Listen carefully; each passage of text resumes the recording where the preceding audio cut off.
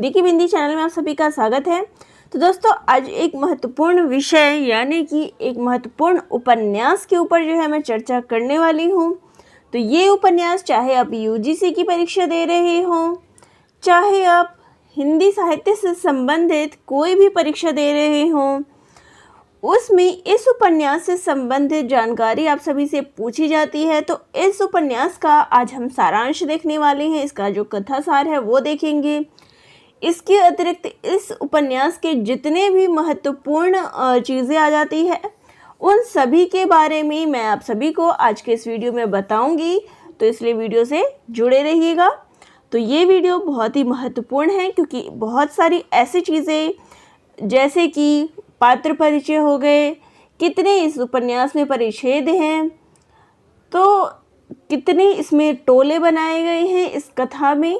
तो ये सारी छोटी छोटी चीज़ें हैं, लेकिन प्रश्न इन पे आते हैं। तो यही सारी चीज़ें आज के इस वीडियो में मैं चर्चा करूँगी। और आप सभी के कहने पे, जैसे कि मुझसे बोला गया था कि मैं इस उपन्यास का सारांश करवाऊँ, तो आज का वीडियो उन्हीं के लिए है। तो सबसे पहले बात करते हैं मैला आंचल उपन्यास के लेखक कौन हैं। तो ये फणीश्वर नाथ रेणु जी के द्वारा लिखा गया उपन्यास है और इसका प्रकाशन वर्ष जो है सन 1954 ईस्वी है। और उपन्यास में किस गांव का वर्णन हुआ है, तो परीक्षा में अधिकतर आपसे गांव का नाम पूछते हैं कि कौन से गांव का इसमें वर्णन है। तो बिहार के पूर्णिया जिले के मेरीगंज गांव की कथा का इसमें वर्णन देखने को मिलता है। अब बात करते हैं इसके दूसरे क्वेश्चन की, उपन्यास का नायक कौन है। तो इस उपन्यास में कौन नायक है, तो इसमें संपूर्ण अंचल जो है, यानी जो वो संपूर्ण गांव है मेरीगंज, वहाँ का जो अंचल क्षेत्र है, इसी को हम उपन्यास का नायक कहेंगे। तो ये ध्यान में रखिएगा कि परीक्षा में अगर नायक पूछा जाता है तो आप किसी भी पात्र को जो है इसका नायक नहीं बताइएगा, बल्कि अंचल जो क्षेत्र है वहाँ का, उसको इसका नायक बताइएगा। इसमें कुल पृष्ठों की संख्या जो है वो 250 है। इसमें अब बात करते हैं कि कितने खंड हैं। तो इस उपन्यास में 2 खंड हैं और परिच्छेद की बात करें तो 67 इसमें परिच्छेद हैं। पहले खंड में, तो उपन्यास के पहले खंड में 44 परिच्छेद हैं, वहीं इसके दूसरे खंड में 23 परिच्छेद हैं।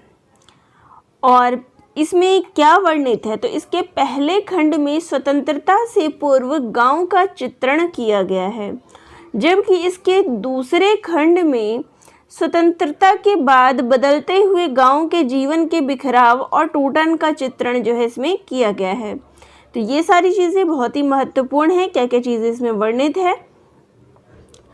इसके अलावा पहले खंड में जो वर्णन मिलता है वो है मठ के महंत रामदास और बाद में सेवादास के थोथे, आडंबर और पाप का वर्णन मिलता है। मनुष्यों की गरीबी, बेबसी और शोषण का चित्रण देखने को मिलता है। इसके अलावा डॉक्टर प्रशांत का अनुसंधान कार्य जो है इसका वर्णन देखने को मिलता है। राजनीतिक चेतना, पार्टियों का परस्पर विरोधी एवं प्रचार, सांस्कृतिक चेतना, रूढ़ियों, परंपराओं एवं आडंबरों के प्रति विद्रोह, पर्व, त्योहार, रीति रिवाज, नृत्य, संगीत आदि सामाजिक चेतना, संथालों द्वारा तहसीलदार की भूमि पर बलपूर्वक अधिकार, सांप्रदायिकता, जमींदारी प्रथा की समाप्ति आदि एक साथ विविध चित्रण जो है इसमें प्रस्तुत हुआ है। तो इन सब का चित्रण हमें इसके पहले खंड में होता है। वहीं इसके दूसरे खंड में हमें पुलिस अत्याचार, मठ के आडंबरों का पर्दाफाश, तहसीलदार साहब के कुंठाओं, ग्राम्य दंगल, राजनीतिक पार्टियों का खोखलापन, गांधीवाद की रिक्तता, प्रशांत एवं कमला का विवाह और पटना वापस जाने का निश्चय आदि का चित्रण जो है इस उपन्यास में देखने को मिलता है। तो इसके पहले और दूसरे खंड में क्या क्या वर्णित है वो मैंने आप सभी को बता दिया। अब बात करते हैं इसके प्रमुख पात्रों की।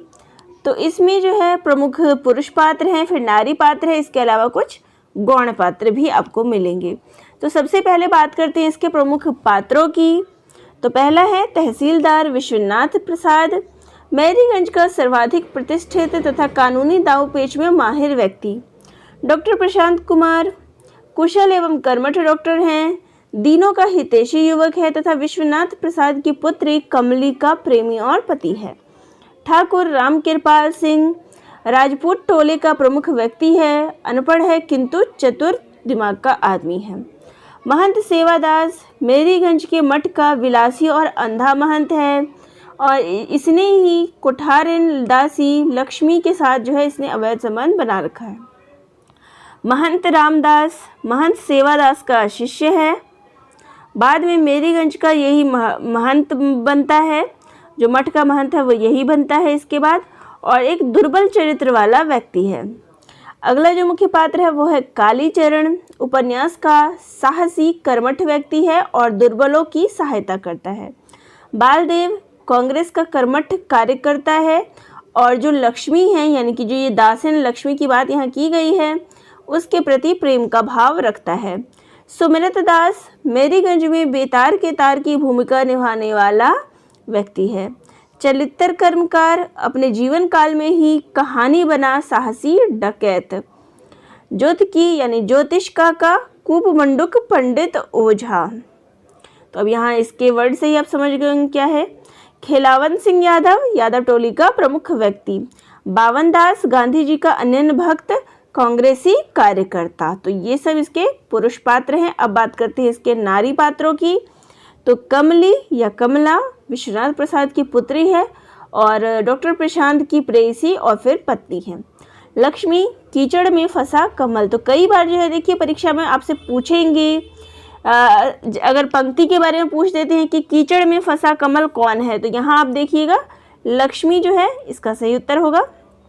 फुलिया अनेक प्रेम प्रसंगों की नायिका बनी शिथिल चरित्र की युवती है। रामप्रिया महंत रामदास की दासी पत्नी बनी कुट और व्यवहार में जो है कुटिल होती है। गौण पात्रों में इसकी बात करें तो तहसीलदार हरगौरी सिंह अपनी धूर्तता का शिकार हुआ भ्रष्ट तहसीलदार। वासुदेव कालीचरण का दाहिना हाथ है, समाजवादी कार्यकर्ता है।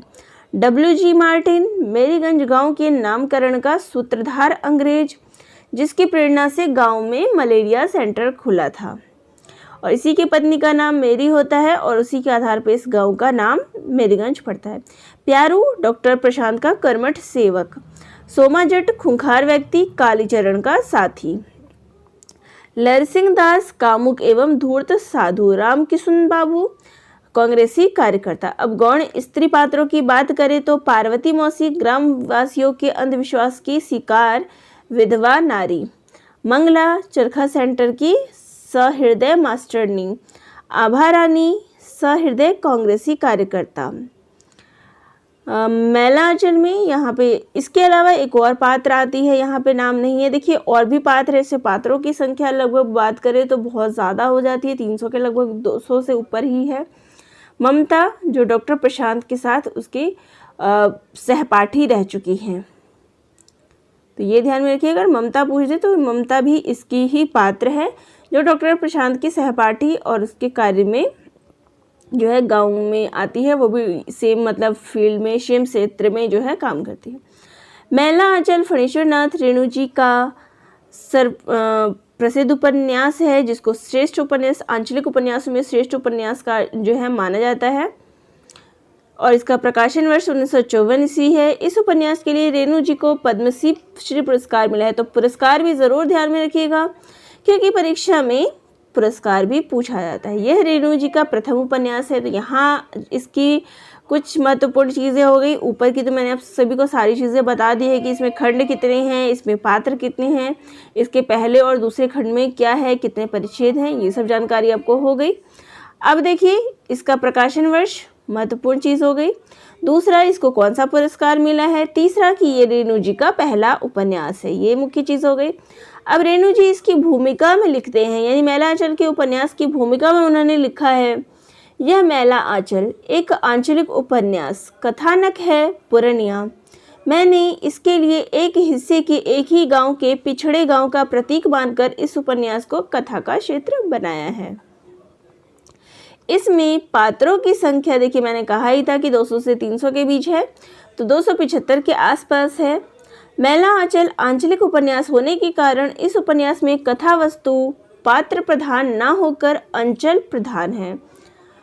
और मैला आंचल उपन्यास में मेरीगंज गांव को नामकत्व प्रदान किया गया है। तो इसमें जो है कोई पात्र प्रधान नहीं है, ये अंचल प्रधान कहानी है। जिन उपन्यासों में किसी विशिष्ट प्रदेश के जनजीवन का समग्र बिंबात्मक चित्रण होता है उन्हें आंचलिक उपन्यास कहा जाता है। रेणु जी ने भूमिका में ही कहा है, यह एक आंचलिक उपन्यास है। आंचलिकता से तात्पर्य किसी उपन्यास क्षेत्र में शब्दों और परंपराओं में बहुतायत पाया जाता है, यानी कि जो उसका अंचल क्षेत्र है उसकी विशेषता है। इस उपन्यास में मिथिला क्षेत्र में प्रयोग किए जाने वाले अनेक शब्द आपको मिल जाएंगे।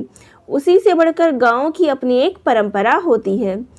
इसके अलावा अंग्रेजी नामों का भी आपको एक क्षेत्रीकरण जो गांव में बोला जाता है, जैसे कि स्टेशन को टीसन बोला गया है, एमएलए को मेले हो जाता है, सोशलिस्ट को सुसलिंग बोला गया है, गांधी जी को गन्ही बोला गया है, जवाहरलाल नेहरू को जवाहीलाल बोला गया है, स्वराज को सुराज और राजेंद्र प्रसाद राजेंद्र प्रसाद हो जाते हैं। तो इस प्रकार के यहाँ पे आंचलिक शब्दों का प्रयोग किया गया है। इसमें उपन्यास में प्रयुक्त आंचलिक शब्दावली सिर्फ मिथिला में प्रयुक्त होती है, ऐसा नहीं कहा जा सकता। तो ऐसा नहीं कि केवल मिथिला क्षेत्र में ही ऐसे शब्द प्रयोग होते हैं, बल्कि अन्य जगहों पे भी आपको ऐसे शब्द देखने को मिलेगी। लोगों के नामों में भी यह प्रयोग किया जा सकता है। राम खिलावन काली भी यह प्रयोग देखा जा सकता है। राम खिलावन, कालीचरण, शिवशंकर सिंह, हरगौरी सिंह, रामपेरिया, रामजुदास इत्यादि नामों ने इस उपन्यास की ग्रामीण पृष्ठभूमि को और पुख्ता कर दिया। तो ये नाम ऐसे हैं जो आपको सिर्फ ग्रामीण क्षेत्र में ही देखने को ये मिलते हैं। किसी भी शुभ अवसर पर, तो इसमें आपको अलग अलग चीज़ें भी देखने को मिलती है कि लोगों को भोजन के समय, यानी कि इस उपन्यास में आपको जातिगत भेदभाव भी देखने को मिलेगा, जिसमें वैसे तो कोई एक साथ इकट्ठा नहीं होता, लेकिन कभी अगर भोजन का मौका मिलता है, दावत होती है, तो सभी जातियों के लोग जो है इकट्ठे होते हैं, लेकिन सभी जातियों की जो टोलियाँ होती है वो अलग अलग होती है। साथ बैठ के खाना नहीं खाते कि बड़ी जाति और छोटी जाति के लोग एक साथ बैठ के खाना खाएंगे, लेकिन अलग अलग लाइन में, जैसे यहाँ एक जाति के लोग बैठे हैं, यहाँ दूसरी जाति के, यहाँ तीसरी जाति के, तो इस प्रकार से ये लोग खाना खाते हैं। फसल कटाई के समय लोकगीत गाना, अखाड़ा होना, वाद विवाद के निपटारे के लिए पंचायत बुलाना, तो ये सारी चीज़ें जो है आंचलिकता के क्षेत्र में आती है। और आंचलिकता की सभी विशेषताएं, ये सारी विशेषताएं जो है इस उपन्यास में हैं। आंचलिक भाषा, आंचलिक लोकगीत, पंचायत बुलाना, ये सारी चीज़ें जो होती हैं, रीति रिवाज वहाँ के, इन सभी का मिश्रण हमें आप इस उपन्यास में देखने को मिलता है। तो इस उपन्यास में 1946 ईस्वी से गांधी जी के निधन तक मेरीगंज गांव के जनजीवन और परिस्थितियों का चित्रण हुआ है। तो इस उपन्यास में कहाँ तक वर्णन हुआ है, तो देखिए, आज़ादी से पहले, जैसा कि मैंने आपको शुरुआती में ही बता दिया था कि स्वतंत्रता से पूर्व यानी पहले, यानी 1946 से लेके गांधी जी के निधन तक की घटना जो है इसमें वर्णित की गई है। मैला आंचल बिहार के पूर्णिया जिले के मेरीगंज गांव के जनजीवन से जुड़ी हुई कथा है, और जो ये मेरीगंज है वह नेपाल की सीमा से सटा हुआ है। तो यहाँ मैंने परिच्छेदों की चर्चा कर ही दी थी। अब इसकी कहानी की शुरुआत कहाँ से होती है, तो उपन्यास की शुरुआत डिस्ट्रिक्ट बोर्ड के बंगाली अधिकारी मलेरिया सेंटर खोलने के लिए मेरीगंज गांव में सुरक्षा कर्मियों के साथ आए हैं। तो कहानी की शुरुआत यहीं से होती है कि मलेरिया सेंटर खोलने के लिए जो है गांव में अधिकारी आए होते हैं। गांव में ये खबर बड़ी ही तेजी से फैली। गांव के लोग बलदेव, जो स्वतंत्रता सेनानी है तथा 2 वर्ष की सजा काटकर आया है, उसे बांध लेते हैं। लोग आते हैं, उसके बारे में पूछ लेते हैं, जिससे बलदेव जो है और ज़्यादा प्रसिद्ध हो जाता है, और इस घटना का अंत बलदेव को अतिरिक्त सम्मान प्राप्त होता है। तो यहाँ पे शुरुआत में जो है ये मलेरिया सेंटर खोलने की बात होती है, इसी से शुरुआत होती है, और इसके बाद जो बलदेव है वो उसे ही लोग बांध लेते हैं और इस बारे में चर्चा होती है। इस घटना के बाद बलदेव जो होता है और प्रसिद्ध हो जाता है। अब इस गांव का नाम मेरीगंज कैसे पड़ा, तो WG मार्टिन नाम का एक अंग्रेज होता है जिसने गांव में एक कोठी बनवाई थी, और गांव का नाम मेरीगंज जो है एक अंग्रेज साहब जो है WG मार्टिन अपनी वाइफ को लेके, अपनी पत्नी को लेके इस गांव में आते हैं और अब इस गांव का नाम अपनी पत्नी के नाम पे ही रखते हैं। मेरी का निधन गांव आने के 1 सप्ताह के अंदर ही जो मेरी होती है उसको मलेरिया हो जाता है, जिसके कारण उसका निधन हो जाता है। तभी से मेरीगंज में मलेरिया सेंटर खोलना मार्टिन का सपना बन गया था। तो उसका एक ही मात्र लक्ष्य होता है कि किसी भी तरीके से इस गांव में मलेरिया सेंटर खुल जाए, तो ताकि कोई भी मलेरिया से ना मरे। मार्टिन मलेरिया के इलाज के लिए अस्पताल न खुल पाने के कारण तो वो काफ़ी कोशिशें करता है कि सेंटर खुल जाए, लेकिन वो खुल नहीं पाता, तो वो पागल हो जाता है और मर जाता है। लेकिन सेंटर खुलता है, लेकिन उसके मार्टिन के मरने के 35 साल बाद गांव में मलेरिया सेंटर खुलने की बात होती है। अब आगे देखते हैं कि डॉक्टर प्रशांत की मां ने हाड़ी में डालकर कोसी नदी की बाढ़ में बहा दिया था। तो ये डॉक्टर प्रशांत के बारे में है कि उनकी जो असली मां थी उसने उसको कोसी में बहा दिया था। इसके बाद उपाध्याय परिवार के द्वारा स्थापित आदर्श आश्रम में रहने वाली युवती स्नेहमयी ने डॉक्टर प्रशांत का लालन पालन सहरसा अंचल में किया। तो वहाँ से जो है इनको गोद लेती हैं और वो उसका लालन पालन करती हैं। डॉक्टर प्रशांत जो है एक अनाथ बालक है और एक अज्ञात कुल से है। डॉक्टर प्रशांत ने डॉक्टरी की पढ़ाई पटना मेडिकल कॉलेज से की। 1942 के आंदोलन में डॉक्टर प्रशांत ने हिस्सा लिया है। 1946 में विदेश जाने के बजाय तो जहाँ जब डॉक्टर प्रशांत पूरी पढ़ाई पूरी कर लेते हैं तो वो ये नहीं सोचते कि मैं कहीं बाहर जाके विदेश में जाके नौकरी करूँ। वो ये निर्णय लेते हैं कि मेरीगंज में मलेरिया सेंटर खोलने का निर्णय लेते हैं और यहीं पर मलेरिया और काला ज्वर पर शोध करने के लिए निर्णय लेते हैं और साथ में यहाँ के लोगों का इलाज भी करना चाहते हैं। डॉक्टर प्रशांत मलेरिया सेंटर का इंचार्ज बनकर मेरीगंज गांव में आ जाते हैं। डॉक्टर प्रशांत का चुनौतीपूर्ण पहला जो पेशेंट होता है, पहला रोगी होता है, वो होती है कमली, जो तहसीलदार विश्वनाथ प्रसाद की बेटी है, युवा लड़की है, मानसिक रोगी या किसी अज्ञात बीमारी से पीड़ित होती है, जिसके अनेक कारणों से अभी तक विवाह नहीं हो पा रहे थे। डॉक्टर प्रशांत उसका इलाज रेडियो के गीत से शुरू करता है, जिससे कमली खिलखिलाकर हंसने लगती है। फिर धीरे धीरे दोनों में प्रेम प्रसंग होता है। कमली शादी से पहले ही गर्भवती हो जाती है तथा बड़े परिवार से संबंध रखने के कारण यह घटना गांव में इतनी तेजी से नहीं फैलती जितनी तेजी से कालीचरण और मास्टरनी मंगला देवी के प्रेम संबंधों की फैलती है।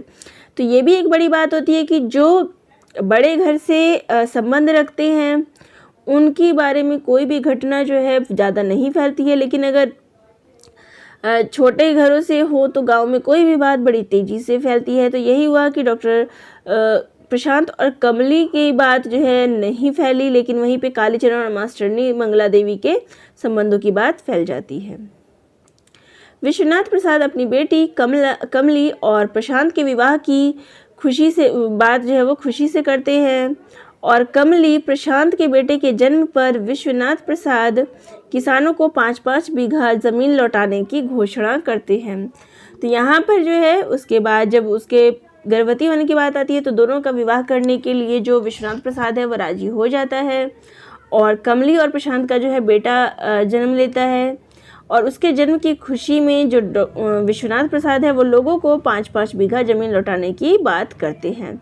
गांव के लोग बड़े सीधे दिखते हैं। सीधे का अर्थ यदि अनपढ़, अज्ञानी और अंधविश्वास हो तो वास्तव में बहुत सीधे हैं। ये रेणु जी का गांव के लोगों के प्रति कहा गया है कि गांव के लोग किस तरीके से दिखते हैं। लेकिन जहाँ तक सांसारिक बुद्धि का सवाल है, वह लोग हमारे जैसे लोगों को दिन में 5 बार ठग लेंगे और ठगे जाने के बावजूद भी आप उनकी सरलता पर मुग्ध हो जाएंगे। यह मेरा 7 दिन का अनुभव है। तो ये रेणु जी के द्वारा गांव के लोगों का वर्णन है कि अगर शिक्षा से संबंधित या अंधविश्वास की बात की जाए तो गांव वाले बहुत ही भोले हैं, लेकिन अगर दुनिया की सांसारिक बुद्धि की बात करें तो इतने चतुर हैं कि वो 5 बार लोगों को ठग सकते हैं। इस उपन्यास में चरित्रों की संख्या बहुत अधिक है, लेकिन चरित्र प्रधान उपन्यास ये नहीं है। इस उपन्यास में डॉक्टर प्रशांत, बावन दास, बलदेव,